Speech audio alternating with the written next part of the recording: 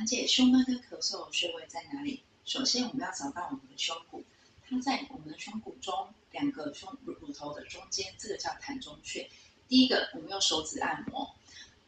这边按压膻中穴，按压5秒钟，停留3秒钟，我们重复至少5次，很多人就可以达到咳嗽缓解的效果。第二个，用刮痧板，我们刮痧板可以加一点按摩油在上面，然后呢，直接在我们膻中穴附近按摩刮痧。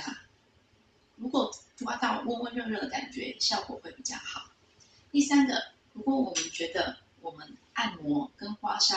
比较累怎么办？我们可以去找能量贴或者是磁石贴这一类的东西，直接贴在我们的膻中穴上，而且配合上我们手内侧的内关穴，这样子加起来效果可以更好哦。